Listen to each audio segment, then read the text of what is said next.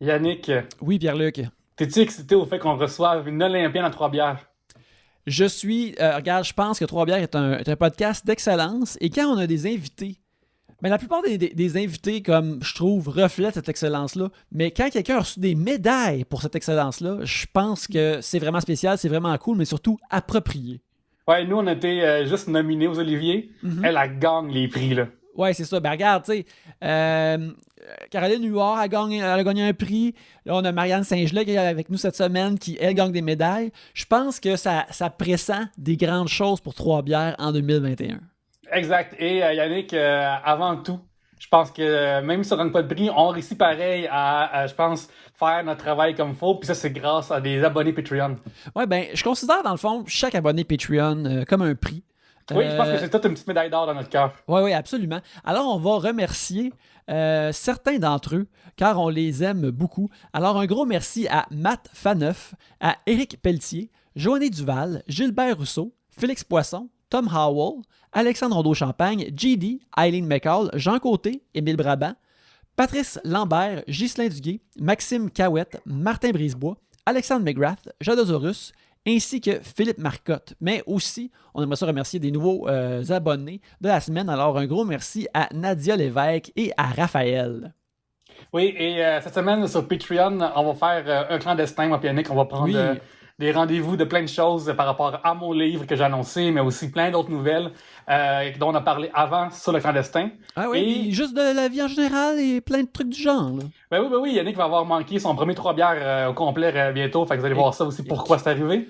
moi, c'est quoi, ça, les gens vont l'entendre la semaine prochaine. Puis tu sais, je suis sûr que ça va être bon, mais j'ai peur quand je vais l'écouter pour faire le montage que ça va être très bon à cause que je suis pas là. Puis là, je vais être comme tabarnak. Ben écoute, il y a des choses qui étaient très bonnes aussi parce que t'es très bon aussi parce que on a aussi sur Patreon récemment. Ce qu'on fait, c'est qu'on regarde la vieille TV québécoise, toi et moi Oui. ensemble, pour voir ça a-tu bien vieilli, c'est quoi l'époque. Et on a regardé un complet Blackout au Lion d'Or spécial. Êtes-vous fier d'être québécois? Moi et Yannick, on répond à la question. Et aussi dans l'épisode, on peut voir Benoît Dutrisac complètement pacté. On peut voir Jeff Mercier qui est dedans puis qui est Un très bon en personnage. personnage. Gilles Guindon, il est là. En ce moment, de $1 clip, le gars qui se promenait en bobette avec la serviette autour du cou. Mhm. Et écoute, Yannick, Stupid sur YouTube, il est plus nulle part, il a été enlevé de sa chaîne YouTube, mais il est dans l'épisode en train de crier des choses. Ça se crie après, c'est dégueulasse, ça a de puer. Mais on a eu des bons commentaires sur ça, fait que juste venez voir ça pour le reste. Je pense que ça vaut vraiment la peine. On fait des bonnes choses sur Patreon. Oui, oui, absolument. Fait que, oui, venez voir ça sur Patreon. Mais en attendant, on vous invite à écouter cet épisode. Yeah!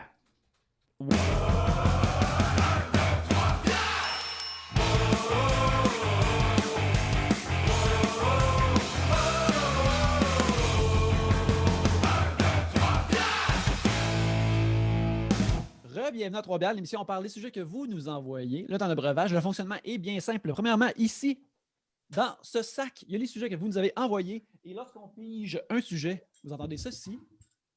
Et lorsqu'on termine d'en parler, vous entendez ça là. Ça se passe plusieurs fois le temps de breuvage. On boit trois. Et c'est ça, Trois-Bières, pour discuter de vos sujets cette semaine. Il y a moi-même, Yannick. Pierre-Luc. Audrey. Et Marianne! Yes! Marianne Saint-Gelais, merci beaucoup d'être avec nous en cet après-midi. Ben, merci à vous autres de l'invitation. Ça me fait très plaisir. Les gars, est-ce que c'est la première fois que vous recevez quelqu'un qui a des médailles olympiques à l'émission? Alors, on a reçu Alexandre Despatie, qui, je crois, en a cumulé. Oui. Mais à part de ça, tu serais, mettons, notre première olympienne, par contre. OK. Ouais, J'aime ça. Oui, c'est vraiment le fun de recevoir du monde qui ont reçu des véritables accolades dans leur milieu. Oui. C'est le niveau d'excellence dont on veut essayer de terminer 2020 en force. On essaie de recevoir des médaillés. On est très contents. Ouais, puis juste des gens avec des méritas au secondaire. Oui, ouais, ben, regarde. Les méritas sont les médailles du milieu scolaire. Ouais. Marianne, C'est que je n'ai pas. Ouais, Marianne, j'ai pensé à toi parce que tu as publié un livre récemment et je l'ai lu et j'ai vraiment aimé ça, en fait. J'ai vraiment comme connecté avec toi à travers cette lecture-là. Et j'étais curieux de savoir, c'est pas toi qui l'as écrit, ça a été Rosémée Automne-Témorin. C'est comment lire ses propres paroles à travers les mots d'un autre? Ben, en fait, c'est super important pour moi que justement, on réussisse à bien traduire ça, si je peux dire ça comme ça. Moi, je savais que j'avais pas la plume pour écrire un livre, mais j'ai les expériences, puis j'ai le parler, puis j'ai l'authenticité pour que justement, ça soit ben, quelque chose qui me ressemble, puis je pense que ça peut parler à toutes sortes de monde. Fait que c'est super important pour moi dans le choix de justement l'autrice, qu'on puisse justement être capable de lire ça, qu'on puisse justement sentir qu'on est dans le journal intime, par exemple, de Marianne, puis qu'on a accès à comment elle réfléchit, mais c'est pas juste, ça ne fait pas juste nous raconter une histoire, elle nous parle comme si on était littéralement en conversation l'une à côté de l'autre, tu sais. Fait que c'est ça, fait que Rosémée, elle a eu ce talent-là de pouvoir bien traduire, puis de pouvoir m'écouter, oui, mais elle avait cette force-là d'entendre d'une deuxième façon, ce qui a fait que ben, quand elle a écrit le livre, ben, ça a vraiment sonné à ma saveur, puis ben, c'est la plus belle chose, je trouve, qui ressort du livre, au-delà des leçons, là, la manière dont ça a été écrit. Je suis curieux de savoir, est-ce que ça t'arrive des fois de lire ça puis de faire comme, hey, c'est pas mon vocabulaire, mettons. Des fois, tu sais, il y a des verbes que tu n'utilises pas qui sont dedans ou des choses comme ça. C'est arrivé des fois de faire comme, ah, c'est bizarre. Tu sais, c'est pas bien écrit, mais c'est juste cette phrase-là, je dis jamais ça de même. Mon chum m'a dit ça une couple de fois. Il m'a dit, tu n'utilises pas ça, ce mot-là. Mais dans le besoin de pouvoir justement pas tout le temps répéter les mêmes mots, je pense que c'est bien aussi justement qu'on diversifie un peu le vocabulaire. Mais ce qui est bien, c'est je trouve que ce qui vient un petit peu peut-être là, parfois justement les gens qui me connaissent vraiment bien vont savoir que j'utilise pas nécessairement ce mot-là. Mais ce qui vient, je pense, un peu ramener ça à Marianne, c'est toutes les notes de bas de page. Ça, c'est du tel quel Marianne. C'est soit une idée que j'avais, par exemple, quand je parlais avec elle sur un sujet ou mais je suis vraiment comme ça. Moi, je pars, des fois, j'ai 3-4 idées en même temps dans ma tête. Puis souvent, je fais des propres commentaires sur des choses, puis j'ai ma propre opinion. Fait que bref, tout ce qui se retrouvait en bas de page, c'est du Marianne tel quel. Fait que je pense que finalement, on finit par oublier les petits mots là, un petit peu plus soutenus que moi, mettons, j'utilise pas vraiment. Du coup, c'est l'idée des leçons, parce que c'est pour ceux qui n'ont pas lu le livre, c'est 30 leçons que tu donnes aux gens et que tu as apprises. Et je suis curieux de savoir, est-ce que c'est ton idée à toi, c'est l'idée du brainstorm, c'est l'idée de Rosémée? C'est venu de où cette idée-là? Bien, l'idée, au départ, on ne savait pas du tout vers quoi on voulait aller. Par contre, on savait qu'est-ce qu'on voulait pas. Moi, je voulais pas avoir une biographie classique là, où tu lis du moment où la personne est jeune, puis bon, ça grandit tranquillement, puis finalement, c'est qu'un éloge de la personne, c'est-à-dire que bon, voici comment je suis devenue une médaillée olympique. Moi, ça me parlait pas. Du fait que j'ai jamais été comme ça dans ma carrière, puis c'est pas ça non plus qui me parle quand, par exemple, je rencontre des gens. C'est pas nécessairement ce qu'ils ont accompli, mais c'est ce qu'ils sont. Fait que tu rencontres au-delà, par exemple, de leur médaille, de leur trophée, de, par exemple, qu'il soit premier ministre ou peu importe, c'est qu'il y a une histoire derrière ça. Pour moi, c'est cette histoire-là que je trouve qui est magnifique, souvent quand tu prends le temps de demander aux gens. Donc, c'est ce que je voulais. Je voulais que les gens puissent s'associer à, oui, la médaille olympique, mais la médaille olympique, elle a été autre chose avant, puis c'est ça qui a fait qu'elle est devenue ça, tu sais. Puis ce qui fait qu'en bout de ligne, s'il n'y avait pas eu les médailles, ben j'aurais été tout aussi fière de ma carrière puis de la personne que j'ai été, tu sais. Fait que ça, c'était avant tout la moulure qu'on voulait, mais on ne savait pas exactement comment ça allait tourner. Puis à force de parler, puis à force de raconter des choses, on s'est rendu compte que souvent, ben, à la fin, par exemple, d'une idée, je faisais toujours une espèce de wrap-up du sujet. Fait que d'où est venue l'idée de faire, ben sais-tu quoi, tu as des apprentissages de chacune de ces étapes-là, fait que pourquoi pas les transformer en leçons? Puis finalement, ben, ça a le prix de 30 leçons. Est-ce que c'est le fruit du hasard? Moi, je pense que Rosémée, elle a fait à donner ça à 30 parce que justement, à l'aube de mes 30 ans, fait que ça faisait un très beau livre. Cool. Mais aussi, la meilleure affaire dans tout ça, moi, étant une personne tout de même paresseuse, je pense aussi que l'affaire qui est vraiment cool, c'est que Marianne, tu n'as pas eu à écrire le livre toi-même, finalement. Ultimement, c'est ça. Il y a toute ta pensée, tes émotions, ce que tu ressens vraiment, ce que tu veux véhiculer, mais c'est quelqu'un d'autre qui l'a fait. Ah oui. Mais même complètement.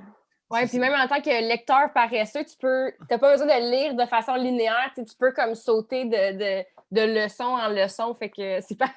Oui, c'est vrai. C'est parfait pour les paresseux. Mais dans le domaine du sport, c'est pas tout le monde qui s'ouvre autant que tu l'as fait. Je suis curieux de savoir, mettons, nous en art ou dans le podcast, tout le monde savent nos vies en général. C'est pas une affaire dont on parle nécessairement. Là, tu es allé deep à tout ouvrir ton passé, ouvrir plein d'affaires de même. Est-ce que des fois, tu as fait comme je suis pas sûr si j'ai. Ou tu étais comme tout le temps ah oui, même j'en aurais mis plus. Comment tu voyais ça, s'ouvrir de même autant?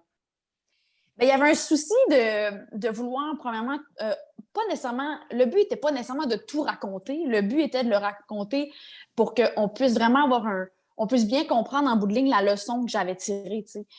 Fait que oui, il y a certains sujets, certaines leçons qu'on va vraiment deep dans certaines phases parce que justement, si on voulait bien saisir l'essence puis qu'on voulait bien justement saisir la leçon, bien, il fallait aller là. Est-ce que j'ai tout dit? Non. Est-ce qu'on aurait pu plus en dire? Je pense que oui. Est-ce que c'était nécessaire? Non. Tu sais, à un moment donné, je pense qu'on a saisi l'idée puis on saisit où est-ce que je veux aller. Mais c'est ça. Je pense que, comme j'expliquais avec Rosemée, parce que Rosemée, souvent, elle me disait, Marianne, on n'est pas nécessairement obligé d'aller là parce que des fois, de parler de certaines choses, ça me refaisait plonger. Puis là, je pleurais. Puis là, elle me disait, on n'est pas obligé de parler de ça. Mais je lui disais, tu vas comprendre ce que je veux dire dans le sens que j'ai l'impression que parfois, on n'a pas le choix de pousser un petit peu les choses pour pouvoir bien comprendre. Puis en bout de ligne, j'ai l'impression que c'est pas nécessairement les petits croustillants du moment de l'histoire qu'on retient, mais bien la leçon. Puis ça, c'est important pour moi. T'sais. Fait que l'idée n'était pas de vouloir me dévoiler parce que c'est faux de dire que j'ai été encore une fois, j'ai pas été 100% transparente. Il y a des choses que j'ai gardées pour moi. Mais oui, il fallait quand même aller un petit peu plus deep parce que c'est des choses qui font partie de mon histoire puis que je trouve importante de raconter parce qu'en ce moment, ils me complètent puis ils font que ben, je suis la personne que je suis puis je suis bien fière de ça. J'ai déjà parlé à Trois-Bières, une affaire que j'aime vraiment lire, c'est des livres de monde qui ont des jobs que je connais rien dessus. J'adore lire, mettons, des livres de thanatologues. Caitlin Doughty a sorti un livre, c'est super intéressant. J'avais lu Heads in Beds, qui est un gars qui travaille dans les hôtels. Qu'est-ce qui se passe dans les hôtels? J'aime vraiment ça. Fait que j'ai vraiment aimé la partie qu'est-ce qui se passe dans ta job de patinage artistique. Pas artistique, tu as parlé de vitesse. Excuse-moi, mais non, c'est pas grave. Mais une affaire que j'aurais aimé creuser, parce que je suis curieux, c'est tu parles à un moment donné que dans votre milieu, c'est pas super nécessairement bien vu de montrer tant d'émotions lors d'une performance. Puis toi, tu as peut-être enfreint cette règle. J'ai cru savoir comment est-ce que c'était reçu, ça. C'est-tu genre une lettre ouverte qui vous disent là, vous êtes pro puis vous ne réagissez pas, ou c'est juste un non-dit ou une habitude ou une tradition dans le milieu? Bien, c'est un non-dit complètement. L'athlète vient un peu avec cette espèce de dossard-là, de personne qui est stoïque puis qui est fort. Fait que, en tout cas, je ne sais pas pourquoi, mais il y a un lien qui a été fait dans les années, je ne sais pas quelle année, qui dit fort égale non émotif. Là, je ne sais pas pourquoi le lien-là s'est fait, mais il est là. Fait que ça fait que les athlètes, on a plus tendance à vouloir se cacher, on a plus tendance à vouloir...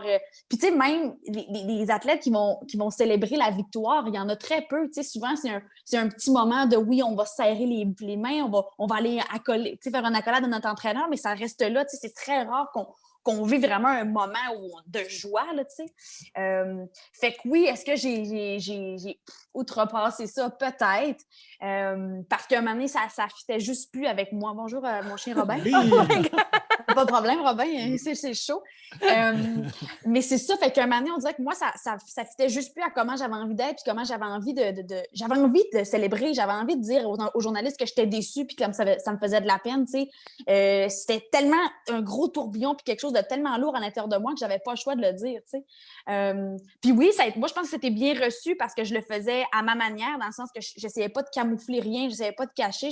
J'étais moi, c'était mon authenticité, puis il y a des gens qui aimaient, des gens qui aimaient pas. Mais en bout de ligne, je me disais, ben c'est moi, fait que c'est normal. Il y a des gens qui vont m'aimer, il y en a des gens qui m'aimeront pas. Je peux pas plaire à tout le monde. Mais c'était important pour moi parce que ça faisait, honnêtement, ça faisait partie de ma gestion du stress, de ma gestion des émotions. C'est que c'était important que je garde absolument rien dedans parce qu'au contraire, ça pouvait m'empêcher de bien foncer ou d'être bien prête mentalement face à peu importe l'épreuve ou la course que j'avais à faire. Puis dans le milieu, mettons, tu rentres dans le locker room, est-ce que tout le monde est bon? Marianne s'est encore ouvert la gueule aux journalistes ou Marianne a encore crié ou elle était trop heureuse, elle va les spots de quelqu'un d'autre ou tu sais, comme lorsque ton chum de l'époque a gagné, t'es devenu le highlight de partout les nouvelles. Moi qui suis très peu olympique, c'est tombé dans mes feeds, là, alors que c'est sûrement que les gens devaient être comme, mais là, y avait-tu un peu ça derrière ça? Y avait-tu t'as reçu un peu de backstage? backstage? Ben, en fait, le seul négatif que, mettons, j'ai pu recevoir, c'était par rapport justement à cette anecdote-là de Vancouver où je vais rejoindre Charles sur les matelas puis on s'embrasse. Les gens ne savaient pas qu'à l'époque, ça faisait déjà 3 ans qu'on était ensemble. Fait que là, ils pensaient que j'étais un peu la sensation de l'heure, la nouvelle blonde de Charles, puis que là, je voulais justement me faire connaître. Mais finalement, non, c'est ça, ça faisait 3 ans qu'on était ensemble. Puis mais oui, là, à ce moment-là, j'ai complètement montré une autre valeur de l'olympisme. Là. C'était au-delà de juste gagner, c'était de vivre un moment avec quelqu'un, puis justement de le vivre à deux, puis laisser les émotions parler d'eux-mêmes. Puis c'était pas juste une réussite, c'était de la fierté que j'avais à l'égard de quelqu'un d'autre. Fait que ça, on a eu un peu cette espèce de blabla-là là, de la part des gens, mais en même temps, c'est tellement médiatisé que c'était normal qu'il y ait des gens qui en sortent du négatif. Mais je te dirais que dans la chambre, non. Chacun vit ses choses à sa façon. Les gens savaient qui j'étais, savaient aussi que je veux dire, j'étais émotive, expressive. Puis j'avais aussi un statut dans la chambre. Là, ça faisait quand même plusieurs années que j'étais là, plusieurs années que j'avais le respect des gens. Puis j'étais pas quelqu'un qui avait une grande gueule. J'étais pas quelqu'un qui parlait pour rien dire. Au contraire, je faisais mes affaires. Puis ça c'est du flafa pour moi. Fait que j'accordais pas nécessairement d'importance à ces choses-là. Fait que j'ai envie de te dire que non. Peut-être que ça se disait, parce que ça vient quand même avec ce rôle-là. Là, quand tu es un leader dans une chambre, puis que ça fait 7 ans que tu es la meilleure au Canada, c'est sûr que ça vient avec un petit peu de jalousie, puis ça vient avec un petit peu de blabla. Mais moi, je me disais que ça faisait partie de la job. Puis je me disais, allez plus vite, puis dépassez-moi, puis il n'y en aura plus de problème. J'avais pas de problème avec ça, honnêtement. C'est tout le temps bon quand tu peux dire à quelqu'un qui te critique, t'as juste à aller plus vite que moi, puis tu feras ça comme tu veux par la suite. Mais c'est ça qui est le fun dans le sport, parce que tu peux dire ça. C'est pas juste un truc de déconflit. Puis surtout dans mon sport à moi, si on est 5 en même temps sur la glace puis on fait la course, que la meilleure gagne. Après ça, si j'ai gagné, tout bad pour toi, là, ça veut dire qu'il va falloir que tu ajustes tes choses. Fait il y a cette espèce de respect-là dans le sport que les filles, à un moment donné, ont fait comme, elle a été meilleure. Fait qu'il faut que j'arrête de chialer, elle a été meilleure. Mais justement, ton sport, il y a quelque chose de comme fascinant de, oui, en effet, comme c'est celle qui va le plus vite, mais en même temps, il y a tellement de facteurs. Tu sais, on le voit tout le temps, là, des accrochages ou des trucs comme ça aux Olympiques. C'est comme, il y a tellement d'affaires qui sortent de votre contrôle. Tu sais, c'est pas comme en natation où tout le monde a s'arrangé, là, tu sais, fait que, tu sais, à quel point il doit y avoir un aspect vraiment mental, même avec les adversaires de tout ça, tu sais, vous le savez, là, que c'est une possibilité que quelqu'un rentre dans quelqu'un d'autre, puis là, c'est toute cette préparation-là pour se ramasser dans la bande, ça doit, je sais pas. Ben oui, puis tu le dis bien, il y a beaucoup d'impondérables dans notre sport, des choses que nous, on peut gérer, des choses qu'on peut pas gérer, puis des choses qui peuvent arriver de n'importe où, c'est-à-dire que la condition de la glace, moi, je peux pas la gérer, c'est hors de mon contrôle. Ce que l'adversaire va faire dans la course, c'est hors de mon contrôle. Ce que moi, je fais dans la course, c'est de mon contrôle, mais en même temps, je peux quand même piler sur un bloc, je peux quand même croiser puis m'accrocher, même si je l'ai jamais fait en pratique, c'est des choses qui peuvent arriver. Fait on essaie, on est entraîné, puis le travail mental qu'on fait, c'est de gérer ce qu'on peut gérer. Parce que si on veut, comme tu dis, tout vouloir prendre en considération, on vire fou parce qu'on peut pas. C'est honnêtement impossible de faire ça. Fait que notre sport, on l'aime pour les bons côtés, les mauvais. Des fois, ça nous avantage. Des fois, ça nous désavantage. Puis pour avoir vécu les deux, oui, c'est ça. Ça fait partie de la game du courte piste. Oh my God! Je trouve ça tellement... Vous êtes tellement proches, c'est tellement stressant à regarder. Là. Ah ouais, puis honnêtement, là, quand tu es sur la glace, nous, on est tellement en confiance, on l'a tellement fait que c'est des choses qu'on mesure pas, tu sais. Puis dans les dernières années, je suis allée voir Kim Boutin, c'est une de mes très bonnes amies, puis je suis allée la voir patiner dans des Coupes du Monde, puis tout ça, puis je me disais, mais comment nos parents faisaient pour gérer? Parce que, tu sais, là, maintenant, je ne suis plus sur la glace, puis ça fait seulement 3 ans, mais il reste que j'ai ce recul-là quand même où je me rappelle plus nécessairement de qu'est-ce que c'est cette sensation-là d'être en contrôle quand on est sur la glace.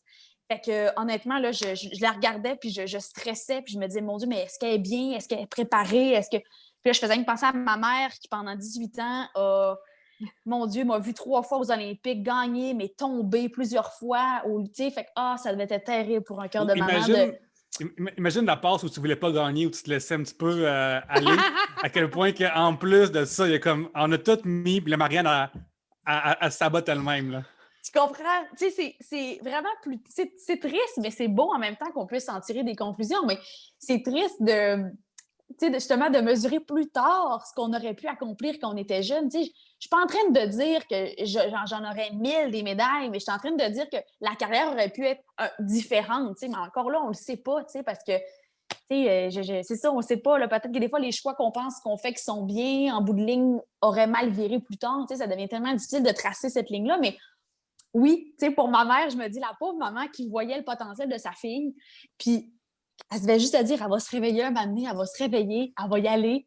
Mais là, un moment donné, elle a cru bon de mettre son petit grain de sel parce qu'elle a fait, là, ma fille, là, je trouve qu'elle se laisse un peu trop aller. C'est drôle parce que il y a juste des fois des parents qui peuvent dire des choses comme ça, qui ont la proximité, qui sont pas ton entraîneur ou whatever, parce que sinon, n'importe qui dit un commentaire du genre, tu peux juste faire comme, ben là, viens faire ma job si t'es si bon que ça, là. Ouais, puis j'ai eu des parents incroyables, là, dans le sens que mes parents, c'était pas mes entraîneurs, c'était vraiment des accompagnateurs. Fait que quand, je veux dire, ma mère a eu un commentaire une fois de ce genre-là, puis ça a été l'anecdote que je raconte dans le livre. Puis, mon père était pareil. Mon père me suivait partout, là, quand j'étais jusqu'à l'âge de 18-19 ans. Partout dans le monde, il me suivait parce qu'il voulait pas laisser sa petite fille partir. Mais il reste que papa a toujours été dans les estrades, puis il m'attendait, il me faisait des câlins, il me souhaitait bonne chance. Puis, c'était vraiment juste l'amour d'un papa pour sa fille. Là, puis, fait que oui, quand justement, il y a des mots comme ça qui sortent de leur bouche. Par exemple, quand mon papa m'a parlé après Sochi où j'étais un peu à l'envers et je ne savais pas comment ça allait se passer avec mon entraîneur, bien, quand tes parents te parlent, ça vient te chercher parce que tu dis, il n'a jamais eu ce rôle-là avec moi. Puis là, tu vois, il voit des choses. Puis là, c'était trop lourd pour lui de juste faire comme, je vais laisser ma fille prendre sa décision. Tu sais, là, il avait besoin de mettre un petit mot. Mais encore là, c'est fait avec tellement une belle touche puis une belle attention. C'est pas non plus pour casser un bras de personne. C'est pas pour me forcer à y aller, mais c'est plutôt pour me faire réaliser que dans la vie, ben, il y en a des embûches puis des obstacles. Puis s'il faut que tu recules d'un pas à chaque fois qu'il y a un obstacle, ben, ça marchera pas comme ça dans la vie. Tu sais. Fait que c'était encore une fois c'était bien ciblé de mes parents. Fait que oui, ça a d'autant plus d'impact quand tu sais que c'est pas ce rôle-là qu'ils veulent avoir puis qu'ils n'ont jamais eu dans ma carrière. Là. On dit des fois que les athlètes ont plusieurs vies parce que leur vie athlétique termine souvent début trentaine. Comment tu vois ta prochaine vie en ce moment, considérant que là, tu as écrit ton livre, fait que c'est comme si tu avais clos un peu cette partie-là derrière toi, fait que là, maintenant, tu as juste le devant. Comment est-ce que tu vois tout ça, ce qui s'en vient? C'est drôle comment je la vois, mais je la vois comme... comme on dirait comme ma vraie vie. Je vais m'expliquer parce que là, c'est bizarre. Là. Mais tu sais, quand on est athlète, c'est beaucoup la facette de l'athlète qui est aiguisée puis les qualités de l'athlète qui sont aiguisées. Ce qui fait que, par exemple, tu sais, moi, j'ai commencé à 17 ans ce haut niveau-là.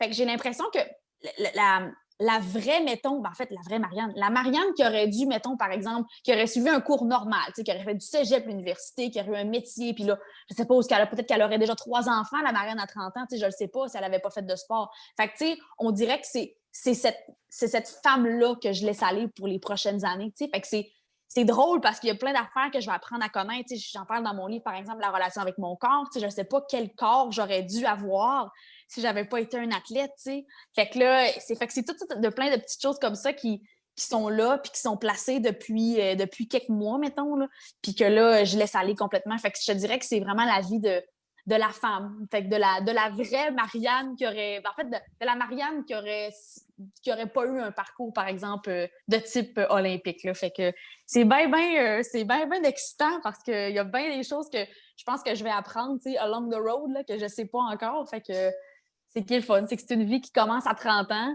mais qui est quand même excitante, même si... je suis quand même vieille. Ouais, je comprends. Est-ce que tu prends des rendez-vous de coach de vie? Parce que là, juste avant de parler, peu importe ce que tu dis, je me sens comme inspiré puis comme sur le bon chemin. C'est comme vraiment une énergie positive. Là, je suis comme, ouais, tout est possible. Yannick veut commencer une carrière de patineur de vitesse. Là. Ben, t'as-tu vu ça?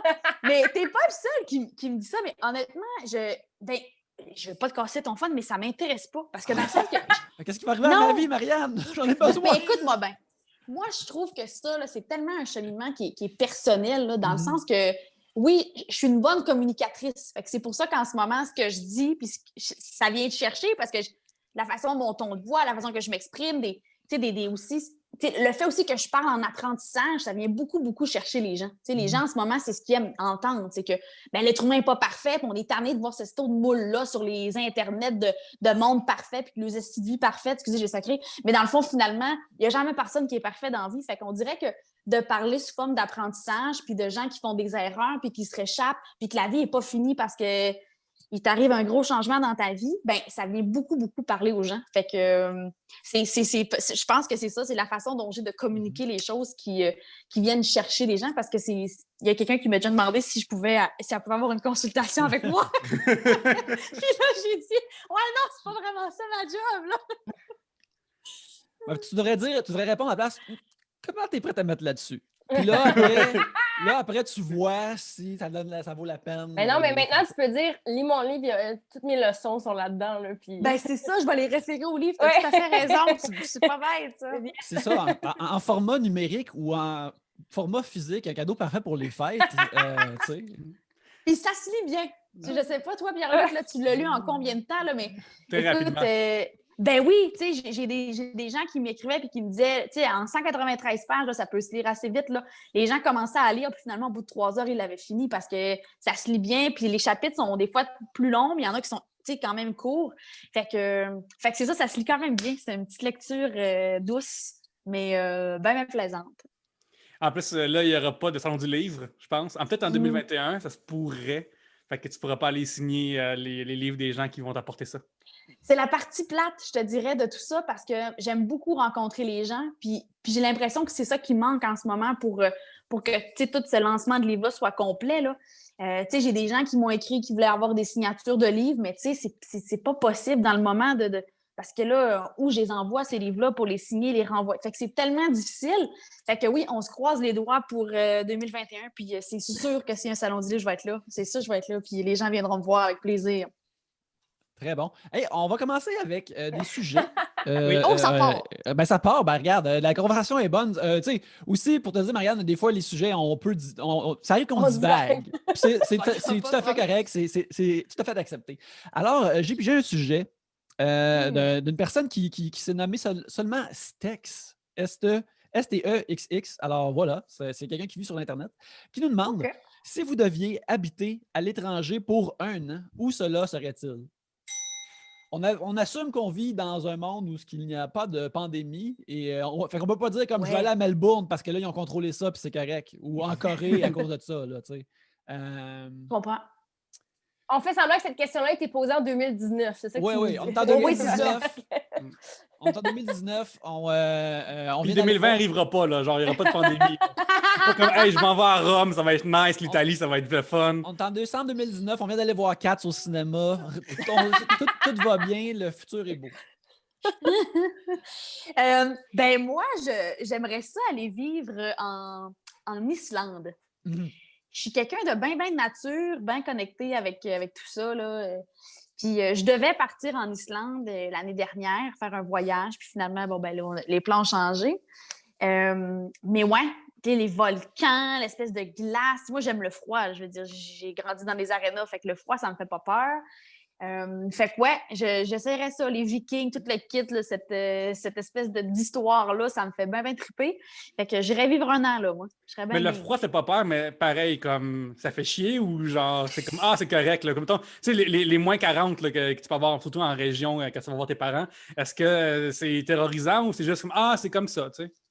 Ben en fait, moi, je dis, le froid t'énerve quand t'es pas bien habillé. T'sais, moi, je suis bien habillée, fait que le froid ne me dérange pas.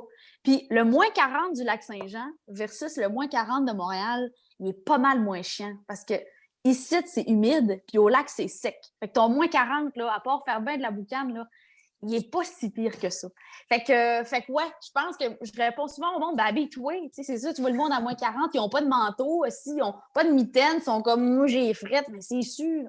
Puis tu marches pendant 20 km. Qu'est-ce que tu fais? Habille-toi, là. C'est pas grave, c'est pas sexy une soute de neige, mais au moins tu gèles pas. Mais il n'y a personne de sexy à moins 40, là. Genre, personne ne devrait avoir comme objectif d'être sexy à moins 40, là. Exact, je suis comme, il n'y a personne ici qui va gagner à l'échelle de mode, là. On veut juste être au chaud. Fait que, ouais, non, moi, j'ai pas discuté avec ça. Je m'habille, puis ça se passe bien. Pierre-Luc, tu t'en vas où, toi? Ben moi, j'ai droppé l'Italie, mais je pense que ça serait ça, parce que je trouve que quand j'y ai été en 2012, je suis resté là juste 3 jours, puis j'en aurais pris plus, vraiment. Puis je trouve que c'est une langue qui est vraiment le fun. J'avais appris comme une banque de mots pour y aller, puis quelques phrases aussi. Puis c'est vraiment le fun. Puis manger la pizza, mon fucking jam. Fait Ouais, la que, pizza puis des pâtes, comme ça, les pâtes tout le temps. Fait que juste là, moi, j'étais vraiment heureux. Tout était beau. Fait que ça serait probablement ça. Pour ta part, Ouais. Audrey? Moi, ça serait genre aux Pays-Bas. Là, je suis allée quelques fois à Amsterdam. L'année passée, je suis allée à La Haye, puis je me suis promenée un peu là, dans ce coin-là. J'aime bien ça, les Pays-Bas. Je trouve ça magnifique. J'aime le vibe là-bas. Je trouve que, je sais pas, j'ai vraiment un trip sur les Pays-Bas. Puis je regarde les images. Tout le kit. Ouais, c'est ça. Non, mais je sais pas, là, c'est vraiment une ambiance que j'aime beaucoup. L'architecture est magnifique. Je sais pas. Ouais, ça serait là. Au cœur de l'Europe. Au cœur de l'Europe. Moi, pour ma part, il y a une affaire que c'est devenu un genre de stéréotype, mais pour un gars comme moi qui est comme un illustrateur ou un genre de nerd de vouloir aller au Japon. Mais je sais que depuis, je pense que dans les 10, 15 dernières années, il y a beaucoup de nerds blancs qui s'en vont vivre au Japon parce qu'ils trippent trop sur le Japon à cause des mangas et de l'animation japonaise. Que je pense que de ce que ça a l'air là-bas, parce que je suis des artistes qui vont là-bas, que il y a des places au Japon qui sont comme, des places de sushi qui sont vraiment nice, c'est comme, non, pas de blanc ici, c'est comme, viens pas ici, là, c'est comme, fait que c'est peut-être un peu cliché, mais moi, quand je vois des images, mettons, du Japon des années 70, des années 80, je trouve, puis aussi même maintenant, je trouve que il y a quelque chose de, surtout dans le Japon urbain, de très rectiligne, rectangulaire, que moi, je sais pas, moi, je trouve ça apaisant. Je trouve ça le fun, je trouve ça beau. Sinon... Un peu, Yannick, tu n'as pas oublié de mentionner qu'en février, il ouvre le Nintendo World, qui est rendu mon nouveau life goal dans la vie. C'est vraiment cool. Il y a une montagne russe que le wagon, c'est des cartes de Mario Kart. Qu'est-ce que tu veux de plus? Là? Ouais, c'est ça. Les gens quand ils entendent Nintendo World, ils pensent que ça va être un gros magasin Nintendo. Non, c'est un gros parc d'attractions de Nintendo. C'est que tous les manèges sont stylés pour ressembler à une affaire de Super Mario Bros. On dirait que c'est Super Mario Bros surtout. Beaucoup de Mario, oui. Il n'y a pas un Zelda World. Mais il doit y avoir un Pokémon Land, j'imagine que c'est Emerald City, ou je sais pas trop. Là. Ouais, mais Pokémon Land, tu as juste être dans le bois, puis c'est là. C'est juste que les Pokémon que tu trouves, tu pourras pas les en tout cas, tu feras tes chances avec ça. Là. Ils vont pas t'écouter ben. Mais fait que ça, le Japon m'a toujours fasciné de cette façon-là. J'ai toujours trouvé que ça a l'air beau et cool, mais j'imagine. Mais là, tu as vraiment la barrière du langage. Qui est son propre défi, mais j'aimerais ça pareil essayer. Fait que ça, moi, ça serait. Yannick, toi, tu vas aller à une place où tu vas aller au restaurant puis ils te refusent l'accès. Comme ça me tente. Dans les places nice, moi, je veux aller dans les places cheap. Ben, tu sais, hey, sérieux, le sushi cheap au Japon est aussi bon que probablement aussi bon que le meilleur sushi ici. Mais c'est juste que tu as commencé, ta prémisse c'était ils veulent pas vraiment de moi, donc je veux aller là, tu aurais pu. Non, c'est que je le sais à cette heure, il aurait fallu que j'aille il y a 15 ans. Là, à cette heure, ils sont comme encore un autre esti de même, là. Un autre gaijin qui veut, qui trippe. Tu sais, c'est comme si tu voudrais vivre au Québec parce que, mettons que tu vis en Australie, puis tu as écouté les bye-bye, puis tu voudrais vivre au Québec à cause de ça. Ça n'aurait pas de sens, là. Ben, tu ris, mais apparemment que, mettons, au Yukon, il y a une grosse population. Il y a beaucoup d'Allemands qui vont au Yukon parce que, genre, Cro-Blanc, puis tout ça, c'est genre de la littérature obligatoire au secondaire. Puis ils ont comme une espèce de fascination pour les grands espaces du nord du Canada / comme l'Alaska et les États-Unis. Fait qu'ils sont comme, oui, fait qu'apparemment qu'il y a un vol direct, genre, de l'Allemagne au Yukon parce qu'il y a à ce point-là d'Allemands qui sont comme on aime le Yukon! Ils aiment la montagne! Ils aiment la montagne là-bas, me semble aussi. Oui, ils ont de la nature aussi là-bas, là, mais je sais pas, ils ont un trip de Yukon. Là. C'est drôle en tabarouette. Mais toi, Marianne, j'ai une question justement par rapport au voyage, puis tout ça, mais tu sais, toi, avec des compétitions, des championnats mondiaux, des Olympiques, tu as quand même été à plein d'endroits, mais quand vous faites des trucs comme ça, est-ce que vous avez un peu de temps pour voyager ou c'est vraiment comme on arrive là, on est dans notre préparation mentale ou tu sais, est-ce que c'est après les compétitions que tu te laisses un peu de temps pour voyager un peu ou visiter ou comme c'est très utilitaire comme découverte? Ben, tu sais, c'est sûr que quand on part, l'objectif, c'est d'aller performer ailleurs. Fait que si on n'est pas là, grosse débauche, puis gros... Puis, tu sais, les athlètes, on est bien superstitieux, là, tu sais, puis on a notre petite routine, là. Fait que ça fait que, mettons, aller marcher, par exemple, pour aller voir la muraille de Chine, ben, tu sais, si c'est plus que, mettons, 1 heure dans notre journée, ben, on est fatigué, puis là, on a peur que ça nous achète, ça l'affecte, par exemple, les prochaines journées. Bref, on est bien intense, là. Fait que, je te dirais que les incontournables, on les voit. Tu sais, par exemple, mais tu sais, moi, la muraille de Chine, je ne l'ai pas vue parce que cette journée-là, on ne pouvait pas y aller, là, mais à cause du brouillard. Mais tu sais, mettons, là, on aurait fait le virage. Tu sais, on serait allé voir parce que c'est un incontournable, puis il faut voir ça. On est en Chine, on est à Beijing, c'est pas super loin, tu sais. Fait que, il y a des affaires que, oui, des attractions qu'on se permet d'aller voir parce que, justement, tu sais, c'est un incontournable. Mais l'affaire aussi, c'est que dans mon sport à moi, tu sais, comme c'est un sport d'hiver, on va souvent aux mêmes places, tu sais. Par exemple, nous, on va pas en Afrique, on va pas, tu sais, le nord de l'Europe, on y touche pas pratiquement, tu sais, comme il y a bien des places où, en fait, le sud de l'Europe, on y va pas vraiment, tu sais, il y a des places qu'on voit pas du tout parce que, tu sais, c'est pas nordique, fait que ça n'a pas lieu d'être. Fait que souvent, notre circuit de Coupe du Monde était ancré, fait que ça faisait qu'on allait toujours aux mêmes places. Fait que, mettons, moi, pendant 12 ans, j'étais allée à Shanghai, tu sais. Fait que là, un moment donné, Shanghai, c'est bien nice, là. Puis des fois, j'y allais 2 fois par année parce que les mondiaux étaient là. Fait que, tu sais, il reste que je connais l'hôtel, je connais le Starbucks qui est à côté, mais tu sais, tu vas pas tant marcher parce que là-bas, tu sais, des fois, l'indice de pollution est tellement élevé qu'il nous déconseille de sortir. Fait que, tu sais, il y a comme plein d'affaires qu'à un moment donné, tu fais, c'est cool, je suis allée, puis je suis hyper reconnaissante de tout ça, mais, tu sais, je suis comme, ben, j'irai plus jamais à Shanghai de ma vie, là, tu sais. Même affaire, par exemple, pour, je sais pas, là, tu sais, la Bulgarie. Je veux dire, la Bulgarie, c'est un pays de l'Europe de l'Est, c'est dégueulasse, mais, tu sais, moi, je trouve que ça me faisait capoter parce que, tu sais, l'histoire là-bas, c'est malade, tu sais, quand t'es un petit peu plus intéressé à l'histoire. Même chose pour la Hongrie, tous ces pays-là, on les a toutes faites, là, la Pologne, tout ça. Moi, ça me faisait capoter d'aller là parce que j'aimais l'histoire puis tout ça, mais en bout de ligne, je veux dire, on peut quand même pas non plus se pavaner à tous les jours parce qu'on a un des entraînements puis on a cette espèce de philosophie-là qu'il faut se relaxer puis être calme. Fait que c'est mieux d'être un parent d'athlète parce qu'eux autres, ils ont le temps d'aller visiter puis voyager, c'est ça? Oui, un parent, même un coach, tu sais, nos entraîneurs avaient du travail à faire, oui, mais tu sais, par exemple, tu sais, nous, les athlètes, souvent, on avait des traitements à faire, on avait, tu sais, toutes sortes de trucs. Fait que, tu sais, souvent, les entraîneurs ou, tu sais, même tout notre staff, là, fait que ça veut dire notre préparateur physique, notre psychologue, tous ces gens-là qui nous accompagnaient, ben eux, par exemple, ils nous disaient, ben, tu sais, mercredi après-midi, là, c'est un bloc qu'on s'est réservé pour, par exemple, aller voir Tchernobyl, tu sais, très fort. Hein, je veux y aller, mais non, on peut pas y aller, on part 4 heures. Merde.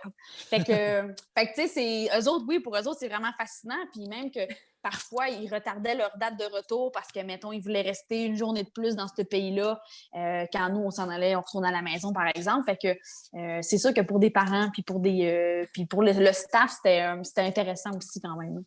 Tu as parlé de période de repos et je suis curieux de savoir comment se reposer efficacement. Parce que, mettons, des fois, nous autres, on est comme pris dans une ambiance puis mood que quand on se repose, on ne travaille pas. Fait que comme on ne travaille pas, on est comme, hey, pourquoi je me repose? Puis là, c'est un repos, parce que dans mon cas, moi, qui est extrêmement rempli de culpabilité.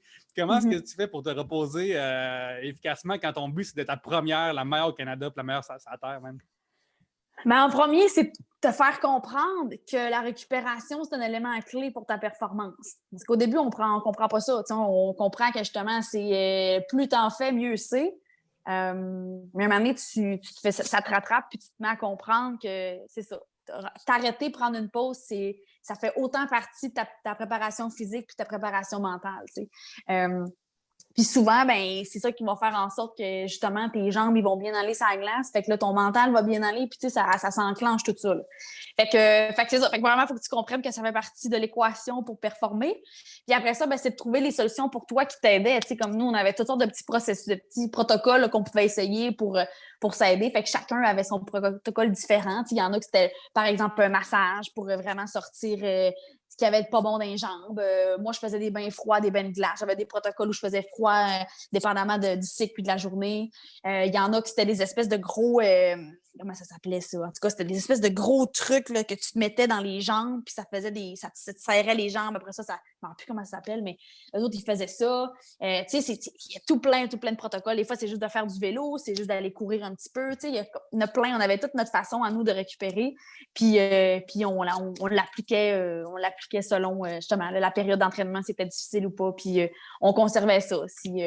Fait que c'est ça. Fait qu'il y avait tout plein de petits trucs qui pouvaient t'aider, mais en bout de ligne, je pense qu'à un moment donné, c'est vraiment de débrancher les fils, puis de faire, quand je rentre à la maison, le patin, c'est plus ma priorité. Là. Ma priorité, c'est de faire d'autres choses, puis de ne pas penser justement à mon patinage. Mais la bonne nouvelle, c'est que quand toi, tu tournes ta tête sur le divan, t'as pas ta patinoire qui te regarde, comme mon laptop est là, puis qui me regarde, puis comme « Hey, ça fait 1 heure, tu m'as pas touché. » C'est vrai que ça, on l'a pas, tu sais. Puis l'autre affaire, c'est qu'on avait des règlements, tu sais, comme moi, à l'époque, j'étais avec Charles. Fait que, tu sais, Charles était le meilleur patineur au Canada. Moi, j'étais la meilleure patineuse au Canada. Fait que, tu sais, il y avait des choses que c'était mis au clair. Tu sais, quand on rentrait à la maison, tu sais, je lui disais, là, on parle pas de performance, on parle pas de rien. Tu sais, moi, Charles touchait pas à mes lames. C'était pas mon technicien, c'était pas mon entraîneur. Tu sais, c'est sûr qu'on pouvait se conseiller. Mettons, tu sais, par exemple, un ou l'autre avait une moins bonne journée ou avait fait un très bon temps à l'entraînement. C'est sûr qu'on allait se le partager parce que, tu sais, on connaît tellement ça.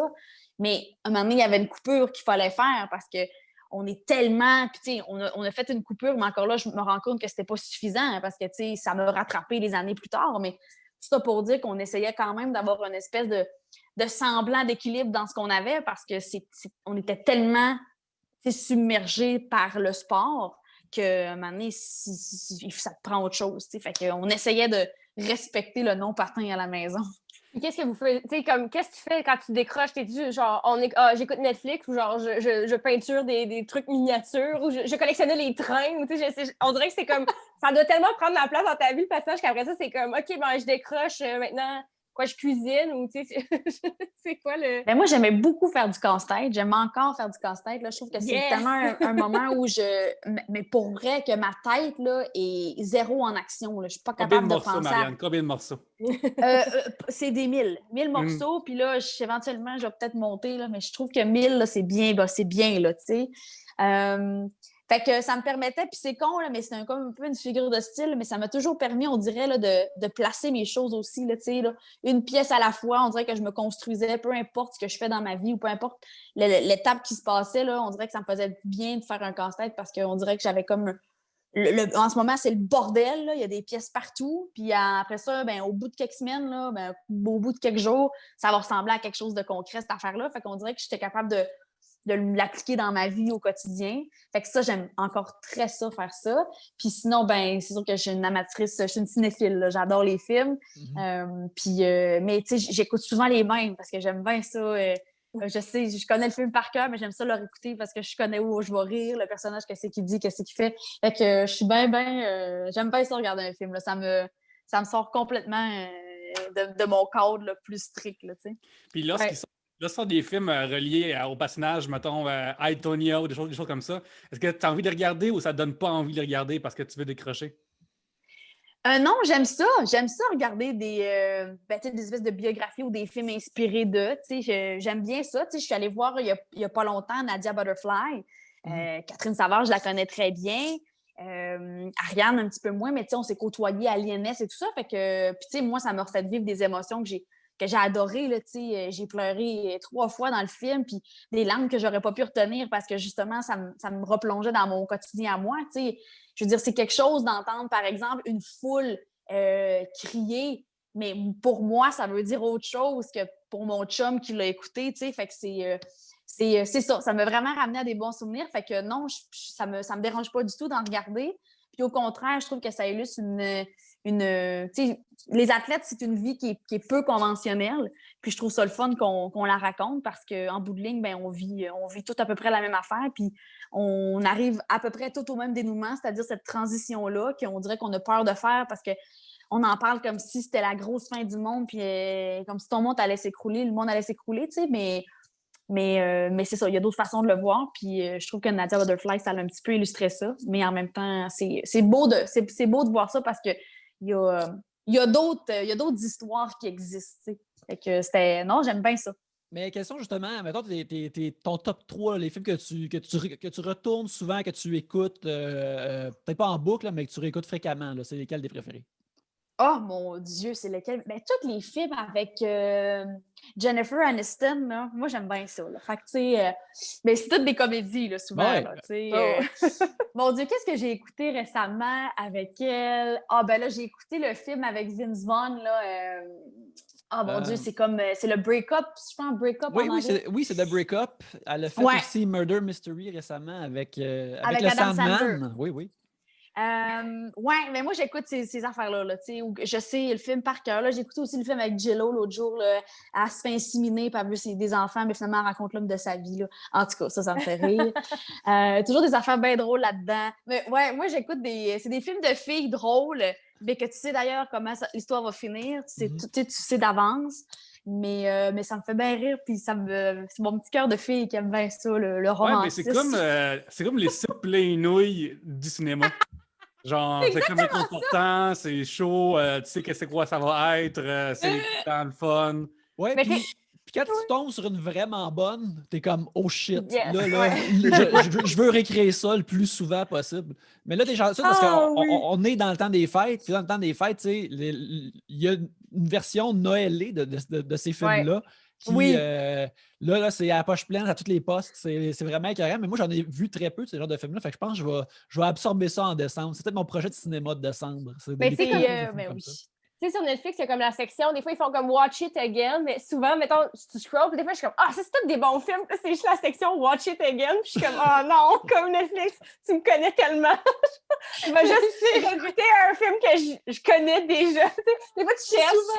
Mon Dieu, toutes les liens, c'est des bons films, c'est ça. Mais c'est très vrai. Puis souvent, je me complique pas la vie, je vais tout simplement resélectionner ce film-là parce que je me dis, ah oui, c'est vrai que c'est bon, c'est bon, c'est ça. Ou tu sais, des fois, t'es comme, j'ai une mauvaise journée. Tu m'as écouté juste. Oui, The Holiday, oui, merci, je vais l'écouter. Cameron Diaz échange sa vie avec Kate Winslet. J'ai juste besoin de ça aujourd'hui. Vous dire comment j'ai écouté le film Forgetting Sarah Marshall. Oui! J'ai écouté ce film-là. Je l'ai écouté, là, mais tellement, puis moi, c'est le bout de la marionnette à la fin. Oui. Là. Des fois, là, je fais juste avancer à ce dernier 3 minutes-là de la fin où c'est le spectacle de marionnettes. Mais je ris, là. Je ris à en arrêter de respirer, là. Tu sais, c'est... j'adore, c'est ça, je te dis, il y a des films que tu sais que ça va être ça va marcher, là, tu sais. Ça va te remettre un sourire, puis c'est léger au bout, là. Fait que ouais, j'ai mes préférés, moi aussi, puis mon Netflix me connaît très bien. Tout le temps comme, oh non, je vais écouter quelque chose de nouveau, finalement, tu commences 2 minutes, t'es comme, fuck off, je retourne à Watch It. Mais tu sais, Forgetting Sarah Marshall, il était vraiment super gros en rotation sur Much Music le week-end.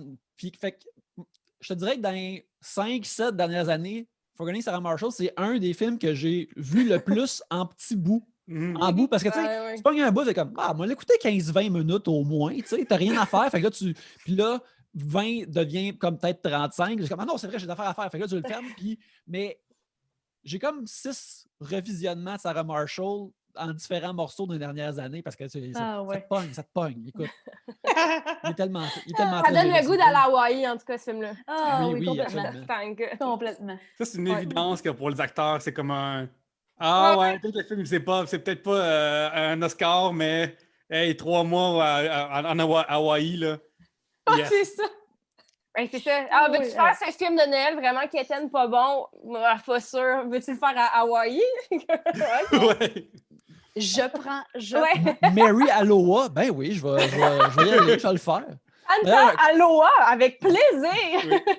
Alors, comme film, le fun d'Hawaï récemment, il y a eu The Wrong Missy sur Netflix avec Lauren Lapkus, qui est une des productions d'Adam Sandler, mais il n'est pas dedans. Mais Lauren Lapkus est tellement fucking drôle là-dedans que elle joue un cartoon qui n'existe pas, mais elle est écœurante. Adam Sandler, il a compris l'attrait de Hawaï là, avec 50 First Date aussi. C'est vraiment beau, c'est vraiment nice. C'est un film que Netflix me suggère. Je pense à Hawaï. Sérieux, dans son plus récent film, You Be Halloween, le genre de ville idéal automnal de Nouvelle-Angleterre qui est créé là-dedans, là, tu sais, comme t'irais vivre là. C'est comme une ville d'Halloween quasiment de livres d'histoire pour enfants. T'es comme, je vais aller vivre là. Ça a l'air merveilleux de vivre dans peu importe le nom de la ville que c'est. Là. En tout cas, bref. Aussi, pas pire à voir. Pas pire à voir. Pas le meilleur du Pas pire à sandwich, voir. non, mais c'est bien pareil. C'est bien pareil. Je vais te croire sur parole, puis je vais pas aller vérifier. OK. Ben là, là, vu qu'on est passé le 1er décembre, c'est un peu trop Ça tard. marche plus, Mais, ça marche plus. mais 1er octobre, par exemple, ou même Mais il y en début a septembre. un film de Noël, Adam Sandler, c'est quoi? 8 Days... Non, c'est quoi? Il y en a un dessin animé, là. Oui, mais c'est un film de Hanukkah. Mais c'est 8 Crazy Ah, Nights. C'est 8 Crazy Nights. C'est vrai. Dans Ben lequel oui, le titre l'a il dit. chante sa chanson de Hanukkah qui est bonne. Puis aussi, les designs sont très beaux. Je suis pro les dessins de ce film-là. Mais le film en tant que tel, un peu plus stuff. Parfait. Je me suis Les sentie dans une scène de Friends pendant un instant quand t'as dit Hanukkah. Bon. Ah oui, une autre question. Une autre question, C'est la première oui. question. La première question, regarde, des fois il y en a beaucoup, des fois il y en a moins.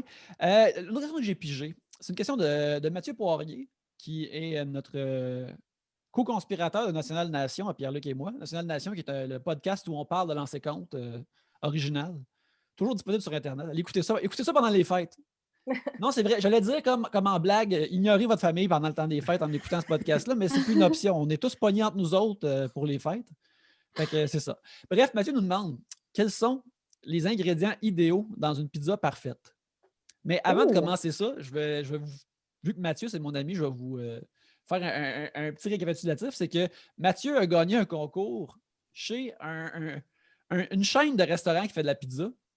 Alors, on ne va pas nommer le nom parce que Ils s'ils nous payent veulent, s'ils veulent. ils nous payent s'ils veulent qu'on Ouais. nomme le nom. Mais bref, là, il y a de la pizza gratuite pendant 1 an. OK. Fait que là, je pense que Mathieu a besoin d'être guidé. il essaye. C'est mon rêve Italie, ça. Ben ça, oui, mais, t'as-tu vu ça? Il essaye comme toutes les. D'ailleurs, sur Instagram, il est Colonel Pizza, où ce qu'il documente chaque pizza qu'il savoure. Là.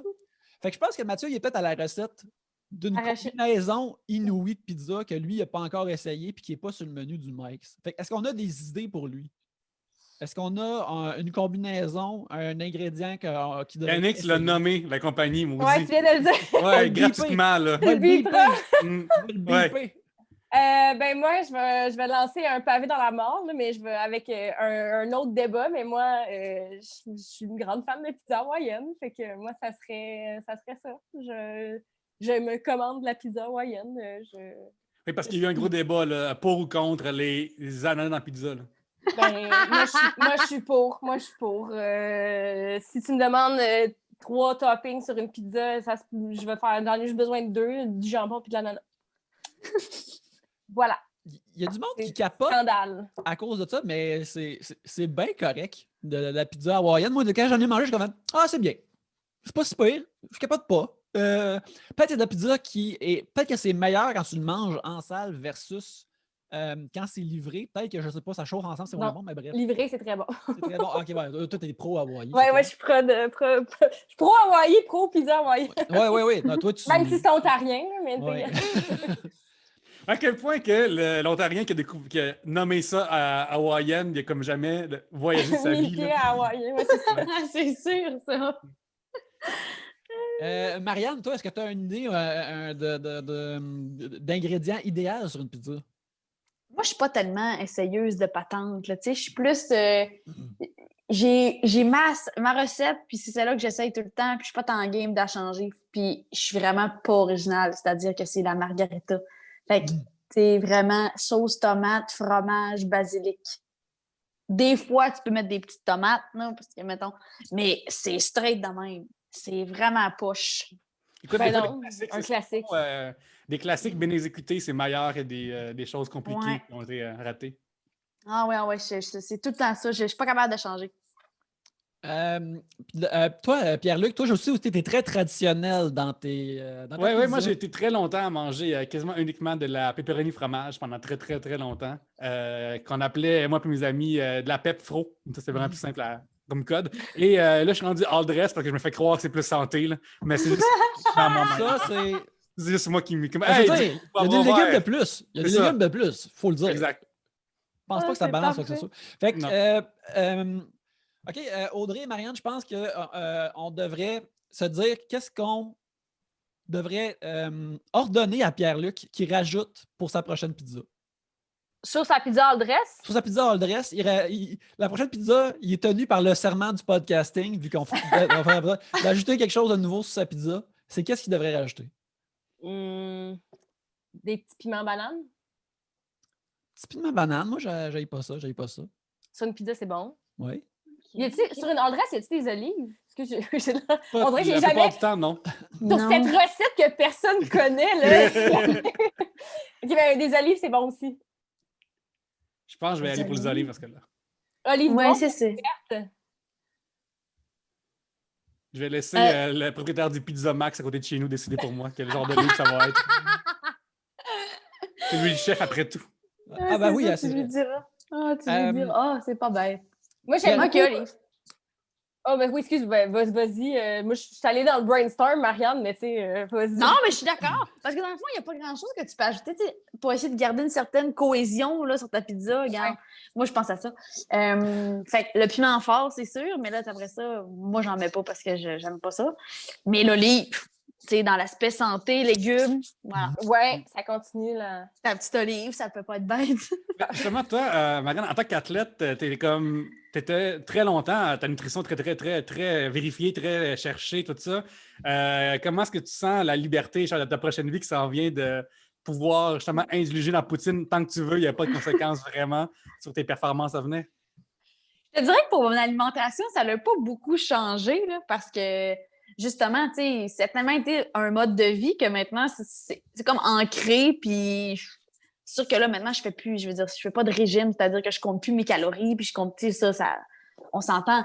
Mais tu sais, c'est assez, en fait, je suis comme rodée, là, fait que ça change pas tellement. Là où il y a vraiment un changement, c'est l'alcool. Ça, j'aime ça boire. Puis je buvais pas. Je buvais vraiment. Puis tu sais, dire, mettons, une restriction, là, c'était l'alcool. Tu sais, je savais que c'était pas bon pour ma récupération. Je savais que ça faisait rien de bon dans mon corps non plus. Fait que j'en prenais pratiquement jamais, là, tu sais. Il y a les dernières années, là, que je me permettais un verre de vin le samedi parce que je me disais, ouais, c'est chill, puis je prends ma retraite, fait que c'est pas grave. Mais là, genre, plein mardi soir, là, ça me tente de prendre un verre de vin. Je prends un verre de vin, là, tu sais. Fait que, ouais, c'est plus ça, je te dirais. Je compte plus ma boisson, là, parce que ça, j'aime bien ça. Est-ce Quelle que affaire? Vas-y, Audrey. Ben, j'allais juste dire, y a-tu un élément que t'étais comme avant, t'étais genre, OK, ça c'est mon cheat, mettons, là, je sais pas, quelque chose, un dessert ou un déjeuner ou quelque chose que t'étais comme, OK, ça, je me le permets, puis là maintenant, t'es comme, je peux le prendre n'importe quand. Ah ouais, moi, je suis une fille de brunch. J'aime tellement ça bruncher. Fait qu'à tous les dimanches, c'était notre journée de congé quand je patinais, j'allais bruncher. Ça, c'était non négociable. Là, c'était dans mon plan de nutrition là, et que mon cheat day, c'était mon brunch du dimanche parce que c'est ça, c'est mon plaisir coupable de déjeuner. Ben, bruncher, là, parce qu'il n'y a pas juste un œuf tourné. Fait que ça, c'était dans mon plan. Puis là, maintenant, tu vois, c'est ça. Là, maintenant, plus, là, parce qu'il y a de la pandémie. Mais mettons, avant, là, c'était... mettons, j'allais voir des amis, c'était tout le temps, on va-tu bruncher? Fait que des fois, dans une semaine, je pourrais avoir 3 brunchs. C'était magique. Ben, c'est comme un lifestyle idéal, là, genre bruncher souvent, faire des casse-têtes, comme... C'est malade. Boire du vin en même temps. C'est vraiment... Ouais, c'est ça. C'est un bon rythme de vie, je trouve. Ah oui, j'adore ça. Moi aussi, c'est plus relax, on va se le dire. Là. Mais justement, tout le brunch puis le vin, c'est-tu quelque chose que tu entrevoyais, mettons, quand tu savais que vers la fin de ta carrière d'athlète, tu étais comme « Ah ouais, là, ça va être ça. » Ou, vu que, comme tu as dit, tu étais vraiment rodé, un moment donné, tu t'es juste rendu compte comme « Ah ouais, je peux faire ça, c'est le fun! » C'était plus... c'est lequel qui est arrivé, mettons? Bon, on dirait que tu as une certaine souplesse. Tu sais, je me suis assouplie sachant que j'étais sur mes derniers 1000. Tu sais, je te dirais que, mettons le vin, là, je me le permettais, là, je te dirais, dans le dernier 6 mois là, de ma carrière. Là, c'était vraiment là, un samedi, comme je te dis, là, où je sais que la semaine va être un petit peu plus soft. Là, tu sais, encore là, j'avais quand même mes principes d'entraînement. Là, mais ouais, on dirait que je m'assouplissais tranquillement, voyant qu'il m'en restait plus tant que ça. Puis question aussi de justement de me faire plaisir parce que les derniers mois étaient pas évidents là, pour ma tête. Là, fait que Ça me faisait du bien là, d'avoir mon petit vin. Est-ce que tu peux expliquer justement qu'est-ce que tu considérais une semaine soft d'entraînement? Ben, nous, on faisait du 35 heures semaine d'entraînement. Fait qu'on s'entraînait 2 fois par jour, 6 jours semaine sur glace. Après ça, il y avait des compléments hors glace. Fait que des fois, je pouvais avoir 3 entraînements par jour. Quand c'est soft, on reste plus ou moins à 35. Fait que c'est comme un 25 heures peut-être. Fait qu'on réduit quand même considérablement le volume là, d'entraînement. Puis ce qu'on fait aussi sur glace, c'est plus condensé. Fait qu'au lieu de prendre, mettons, l'heure et demie de glace, on prenait peut-être un 45 minutes ou ça restait intensif. Mais c'était un 45 minutes au lieu d'être 1 heure et demie, mettons. Fait que c'était des semaines où on savait qu'on avait besoin d'être quand même prêt mentalement, mais on avait 1 à 2 sets sur glace au lieu d'en avoir 3 à 4. Fait que, tu sais, la préparation est différente quand on fait ça. Fait que c'est ça. Fait que le volume était réduit, mais l'intensité restait quand même là. Okay. Ben, oui, ça a l'air vraiment soft. Je comprends comment vous appelez ça de même, des petites semaines. Là. Mais pour nous autres, ça faisait une énorme différence. Mais c'est vrai que quand tu l'expliques, tu fais mais finalement, vous n'êtes jamais en repos. On ne pouvait pas tant être en repos parce que le courte-piste, c'est un sport de glisse. Fait que ce qui fait que plus longtemps on est à l'extérieur de la glace, ben, plus c'est long avant qu'on retrouve nos feelings. Fait que c'est pour ça que l'entraînement était plus sur on va réduire le volume d'entraînement.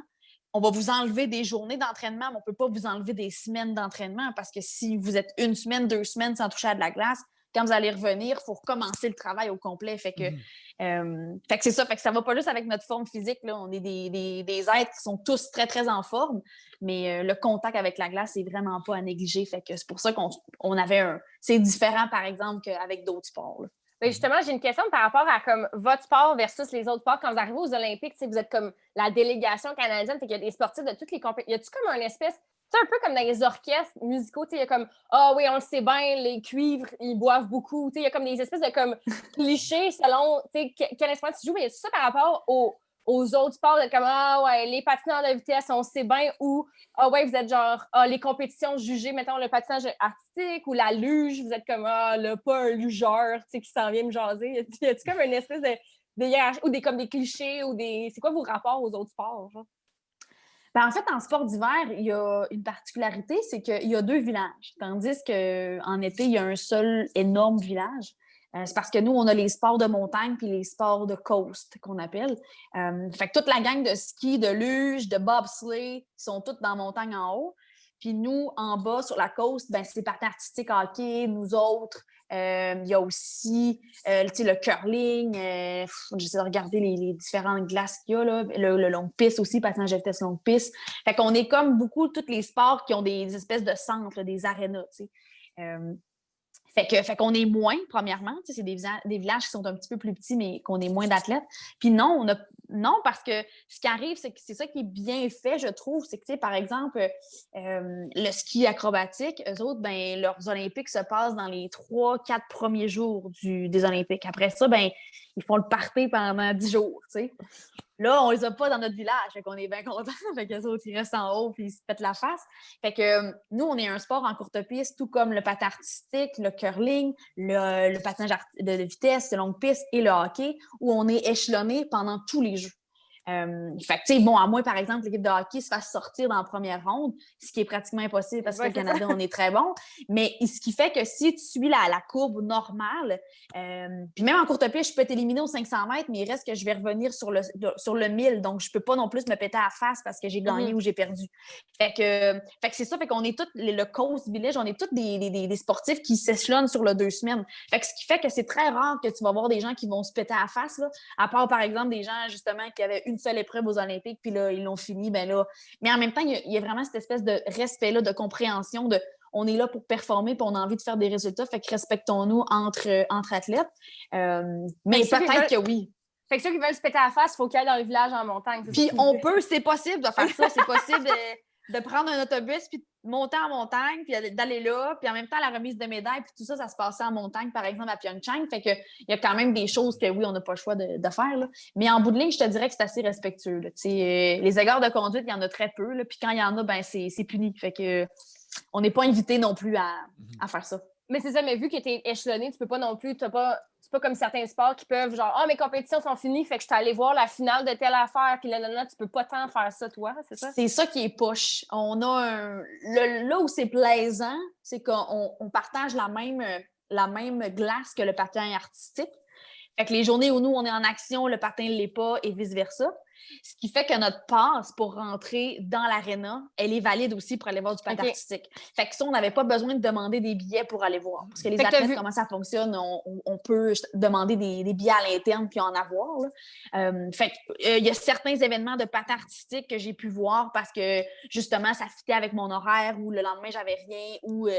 bref, fait que ça l'a bien fait. Sinon, fait que ouais, Tessa puis Scott, as-tu pu les voir faire leur numéro? Scott Moyer puis Tessa Virtue? J'ai pas vu leur performance finale à Pyeongchang parce qu'il devait avoir quelque chose, mais j'ai vu Vancouver et j'ai vu Sochi. Ouais. Il y en a beaucoup comme ça qu'on était capable. Puis vice-versa, eux, ils venaient nous voir aussi parce que, tu sais, quand ils sont pas là, ben, quand ils sont pas en action, c'est parce que nous, on est en action. Fait que, tu sais, on peut se permettre d'aller se voir. Mais oui, fait que, puis, tu sais, souvent, on est chanceux parce que, tu sais, les matchs de hockey, les finales de hockey, on a toutes pu les voir parce qu'on est des gens qui demandaient. On ne demandait pas de billets, justement, d'événements à notre comité organisateur parce qu'on est toujours en action, fait qu'on ne peut pas aller voir les disciplines. Fait que quand on demandait de voir le match final, par exemple, de hockey, ben c'est toutes nous qui les avions parce qu'on n'avait jamais rien demandé. Fait qu'on a vu Sidney Crosby, on a vu Sochi, on a vu la finale des filles aussi à Sochi. On a vraiment été chanceux dans ça parce que finalement, quand nos événements étaient finis, ben il restait le match de hockey la journée d'après. Fait que on avait des billets. C'est votre moment. Ben, c'est ça, mais ça, je pense à Pyeongchang qu'on voyait beaucoup, justement, Scott Moyer vraiment sur le party à la finale des filles. Il était comme yes! Mais tu sais, c'est ça. Il était traversé. Mais c'est ça paraissait que la pression était retombée, puis il était comme all right! Oui, il était traversé. C'est drôle. Puis il était fâché, je m'en rappelle plus c'était quoi, mais quand on le voit, là, il est comme fru. Là. Puis je me rappelle, ça avait fait le tour des médias, puis il s'était fait dire de justement slacker un peu le pompon. Mais c'était drôle. Ben oui, c'est ça. Puis c'est normal, on est tellement dans une zone de performance où on est super, super groundé que quand justement ça tombe, ben. Puis si t'es légèrement party animal comme Scott, ben là, c'est là que ça traverse un peu. C'est ça, on dirait que les médias, ils considèrent que vous êtes comme des diplomates à cause que vous représentez le pays, fait que vous devriez comme avoir le moins d'émotions possible puis rester poli dans la foule puis faire oui, j'ai apprécié cet événement. Ça serait le fun aussi que ça vienne avec le salaire de diplomate. Oui, c'est ça. C'est plate, on n'a pas ça. Ben, je pense qu'il y a des nations qui voient ça de même. Pas trop parler du Japon, mais j'ai déjà vu des vidéos genre de athlètes japonais qui aident à ramasser les choses après dans le stade, tout ça, parce qu'ils représentent vraiment leur pays d'une façon diplomatique carrément là, aussi, là, dépendamment de quel pays tu viens. Là. Ben, à Pyeongchang, il y avait des athlètes aussi de la Corée du Nord, tu sais, que tu les voyais vraiment cordés, puis genre, eux autres, c'est ça. Eux autres, ils étaient vraiment en mode on nous watch en tabarnouche. Ah non, c'est sûr qu'eux autres, là, déjà, qui permettent qu'ils soient là, c'était vraiment, je veux dire, quelque chose de fou, là. Mais oui, c'est sûr qu'il y a des pays, on n'a pas du tout les mêmes valeurs, mettons, on va dire ça de même. Non, ça c'est clair. Puis aux Olympiques d'hiver, c'est souvent les mêmes, les nations principales. Il y a quand même moins de nations qu'aux Olympiques d'été. Il y a des nations qui sont là beaucoup, puis il y en a d'autres que c'est comme, hey, on a envoyé un skieur de Tonga, puis c'est comme la première fois que ça arrive, quelque chose comme ça. Est-ce que eux autres, justement, les athlètes de certains pays qui sont plus uniques aux Olympiques d'hiver, est-ce que vous êtes comme, oh mon Dieu, bonjour, y a-tu quelque chose, c'est-tu comme les espèces d'aliens dans le groupe, genre, oh mon Dieu, on n'est pas habitué de voir cette nation-là aux Olympiques d'hiver ou quelque chose comme ça? Ben, tu sais, comment ça fonctionne, c'est que tu peux pas arriver aux Olympiques dans même nowhere. Tu sais, il y a des compétitions, tu sais, avant, dans la saison précédente, qui nous qualifient pour les Olympiques. Fait que, tu sais, tu peux pas juste dire parce que tu viens, par exemple, du Tobago, de je sais pas quoi, ben, te dire, moi, je voudrais faire du patin. Tu sais, t'as quand même des standards pour pas que ça soit, tu sais, quand t'as le meilleur au monde qui fait du 39 secondes aux 500 mètres, puis t'as lui qui fait du 1 minute 50, ça veut dire qu'ils vont le rattraper. C'est excessivement dangereux, tu sais, dans une optique d'Olympique, puis peu importe dans quelle optique, c'est dangereux. Fait que tu sais, il y a quand même des standards à respecter en termes de temps, puis aussi en termes de, il faut qu'on fasse un top 32 pour aller aux Olympiques. Fait que, tu sais, si lui, il réussit pas, par exemple, à se qualifier top 32, il pourra pas représenter son pays, là, tu sais. Fait Fait que il y a des standards à faire. Puis souvent, c'est pour ça que c'est pas une surprise non plus parce que les années d'avant, on va les côtoyer parce que, bon, justement, on en avait un qui patinait pour l'Inde, mais lui, il s'entraînait à Calgary parce que, en Inde, il n'y a pas de glace. Fait que, on le voyait, ça faisait déjà 2 ans qu'on le voyait en compétition parce que c'est ça, il essayait de s'améliorer pour pouvoir éventuellement se classer. Fait que, c'est pas des surprises. C'est jamais quelqu'un qui arrive nowhere qu'on n'a jamais vu. C'est des gens qu'on va voir préalablement, souvent 2 ans avant les Jeux, parce que là, ils se donnent ce temps-là pour se préparer, faire en sorte qu'ils fassent des temps et tout ça. Mais comme je te dirais, c'est très rare que ça passe. Là, cet hindou-là, il n'a jamais passé aux Olympiques. Fait que c'est vraiment très rare. Nous, on avait la chance de patiner avec un garçon qui nous aidait, là, Mackenzie. Lui, ses origines, c'est Shin Taipei. Mais il est Canadien, il est Québécois. Là. Il a grandi ici au Québec avec sa famille et tout ça. Puis nous, pendant un moment, il patinait avec un club à Montréal, puis on l'a recruté pour venir nous aider, nous autres, les filles. Fait que Mackenzie s'entraînait à tous les jours avec nous, puis on l'appelait notre lapin. Là. À tous les jours, on s'entraînait avec, il nous aidait à aller plus vite, plus fort, puis tout le temps. Puis finalement, on s'est rendu compte qu'il, s'il voulait, il pouvait représenter les Olympiques. En fait, il pouvait essayer de se classer. Puis l'année 2013, avant les Jeux de Sochi, il a réussi à aller chercher son top 32 dans une distance de 500 mètres. Fait que Mackenzie a fait les Olympiques à Sochi grâce à nous autres, dans le fond, parce que, avec le programme canadien, il a été en mesure de pouvoir s'améliorer en nous aidant, nous aussi, à améliorer lui aussi.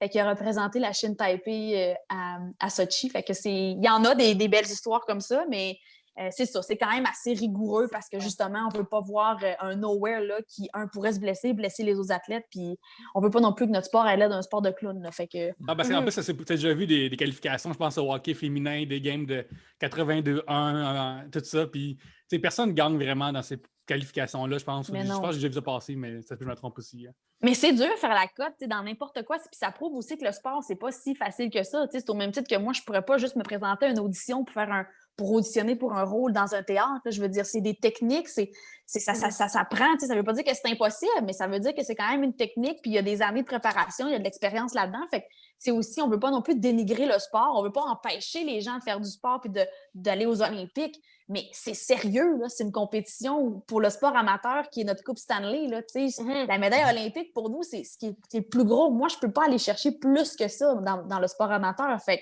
en même temps, faut quand même pas non plus ridiculiser la chose. Fait que, c'est une façon, pas polie, mais juste, c'est normal. Il y a des règlements, puis il y a des standards à faire respecter dans tous les sports, puis dans toutes les disciplines. Je veux dire, je peux pas être médecin, ça me prend un diplôme pour être médecin, mais c'est la même affaire.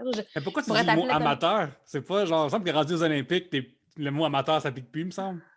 On est du sport amateur quand même. Si tu regardes par définition, le patinage de vitesse courte piste, c'est du sport amateur. Fait que. Donc, ils sont payés comme des diplomates pour être des c'est ça, il faut avoir des gros salaires. Oui, nous, on s'appelle les sports olympiques là, parce que justement, sport amateur, on trouve que c'est rabaissant, mais souvent, on dit les sports olympiques. Puis, mais c'est parce qu'en même temps, le hockey, qui est un sport professionnel, et aussi aux Olympiques. Fait que là, on est comme les maudits. Fait que c'est ça. Fait que, on est du sport amateur. Écoute, on arrive à la fin de notre heure. Alors, on va terminer maintenant. Mais Marianne, merci beaucoup d'être venue nous voir. C'est super le fun. Les gens qui veulent acheter ton livre, ils peuvent le faire maintenant, que ce soit physiquement ou numériquement. Comme je l'ai dit tantôt, c'est sûr que ça fait un beau cadeau pour les fêtes. Mais outre ça, si les gens ils veulent savoir qu'est-ce que tu fais, ils te trouvent où sur Internet? Meilleur, ce sera Instagram, j'ai envie de te dire. Je m'appelle Body2 sur Instagram. C'est bien spécial, mais c'est ça. Ça, c'est ma petite touche personnalité. Voilà. Et c'est sûr que j'ai une page Facebook aussi, mais je vous dirais que je suis vraiment plus active sur Instagram que sur les autres plateformes. Sinon, c'est pas mal ça, j'ai envie de te dire. Je suis pas mal... très, très précise sur une fenêtre qui est pas mal Instagram. Juste une place, c'est parfait. Ouais. Excellent. Audrey, on te trouve où cette semaine? Vous pouvez me suivre sur Instagram, moi aussi, Audrey avec un O, O-D-R-E-A-V-E-C-U-N-O. J'ai toujours la misère à l'appeler comme si c'était pas mon nom. Fait que voilà, sur Instagram. Puis sinon, j'ai-tu le droit de faire de la pub pour un autre podcast? Oui, tu as absolument le droit. Parfait. La saison 3 des pires moments de l'histoire est maintenant disponible sur toutes les plateformes où vous écoutez des podcasts. Fait que écoutez ça, j'ai écrit là-dessus. Toujours le fun. C'est super bon mon podcast. Pour de vrai, félicitations. Aux Denis Olivier, si vous avez gagné, j'aurais été vraiment content pour vous. Là. Ben, Vraiment, ouais, mais j'aurais pas pu monter sur stage. Fait que c'est correct qu'on n'aille pas gagné. Oui, t'étais peut-être de bonne humeur la journée-là. On était tous de bonne humeur. Oui, mais Ouais, Audrey, Toi, tu t'en venais bien, par exemple. Audrey était en mode Marianne samedi soir, je te dirais. Audrey Elle était était cocktail! elle était cocktail au pré-gala. Fait que... Ouais, Oh non! pas mal. Mais- Regarde, on Ça apprend ses erreurs. Hein? Écoute, Oui, écoute. on a juste une vie à vivre, hein, regarde. Mais Marianne aussi, si tu vas sur l'Instagram de Audrey, surtout en début de pandémie, tu vas voir plusieurs vidéos de casse-tête, car Audrey aussi s'est donné beaucoup dans le casse-tête au début de pandémie. Fait que vous êtes peut-être des sœurs de casse-tête, drette là, vous venez de vous rencontrer. J'en C'est ai donc énormément. Oui, moi aussi, j'en ai énormément. Là, je me suis pas remis pour le deuxième confinement encore, mais le temps des fêtes, j'ai hâte de faire ça. Moi, je me spécialise dans les casse-têtes de Disney. Je sais pas pour toi, là, mais... Ouais. Ben, moi, j'ai ceux qui passent. T'as sûr que ta mère t'envoie, n'est-ce pas, Audrey? Oui, hein? c'est ça. Ma mère, elle m'envoie des casse-têtes quand elle est finie, puis moi, j'y envoie les miens parce qu'à un moment donné, pendant le confinement, c'était comme tough de mettre la main sur un casse-tête. Là. Fait Ben qu'on oui.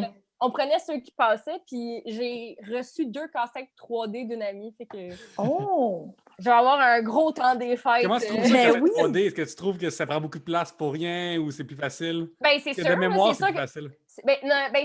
C'est comme satisfaisant à rentrer dedans, là, les pièces, là, comme l'espèce de petite mousse. En tout cas, il y a quelque chose de vraiment satisfaisant. Mais oui, après ça, il y a tout le temps le moment où tu as fini, tu es comme... Ben, comme je le défais tout de suite ou... Parce qu'il prend de la place quand même, ce gros casse-tête 3D. Puis c'est pas une super belle décoration, là, le château. Non, c'est ça, personne n'est comme non. wow, hey my god, c'est donc bien beau chez vous, le gros Downton Abbey, genre en 3D, mais tu sais, en même temps, je sais pas. Mais, ouais, fait que c'est ça. Si quelqu'un a des suggestions de quoi faire avec un post 3D, écrivez-moi sur Instagram. Pierre-Luc, on te trouve où? Venez voir dans mes stories sur Instagram à Commercial Pierre-Luc parce que cette semaine, tu vas me voir manger de la pizza avec Olive. Yes! Parce que c'est ça la condition. Fait que venez voir ça, Pierre-Luc sur Instagram. Je suis le Pierre-Luc d'Instagram. Puis sur Facebook, ben oui, passe faire un like à Pierre-Luc Racine. Pour ma part, c'est @YannickBelzile sur Twitter, sur Facebook, mais aussi sur Instagram où vous pouvez me voir. Vous pouvez voir les illustrations que je fais car je suis illustrateur. Alors, allez voir ça. Là, je te dirais qu'on s'en vient pas mal short pour que je puisse vous en faire pour un cadeau des fêtes, mais selon la poste. Mais venez me voir, puis on s'arrangera voir qu'est-ce qui arrive, si c'est possible de faire ça. Alors, c'est au @YannickBelzile sur Instagram. Aussi, Attends, Yannick, j'ai une question. Oui. Qu'est-ce que tu vas dessiner maintenant que OD est terminé? Là? Je ne sais pas, je suis esselé maintenant qu'il n'y a plus d'occupation double. Là, je ne peux plus dessiner les madames d'occupation double. Puis, en fait, j'ai dessiné les gentlemen aussi, mais ils sont moins fun à dessiner. Ils sont tous comme pas mal semblables. C'est moins le fun. Oh mon Dieu, hot take! Ils sont tous semblables. Ils sont tous semblables. Ben, Jamie a de l'air d'un Astérix sale. J'aime pas ça. Bref, fait que c'est ça. Trois-Bières est hébergé électroniquement par Tribute Games, qui est une compagnie d'ici qui fait des très beaux jeux vidéo sur lesquels je travaille, comme Curses and Chaos et le plus récent, Panzer Paladin, sur lequel j'ai travaillé. J'ai scénarisé. Il y a une nouvelle version qui est sortie sur la Switch avec des upgrades. Alors, achetez ça pour les fêtes, faites-en un cadeau. Mais en attendant, Marianne, une fois de plus, merci beaucoup d'être venue nous voir. Plaisir, hein? Et sur ce, à la prochaine bière. Bye! Bye bye, là!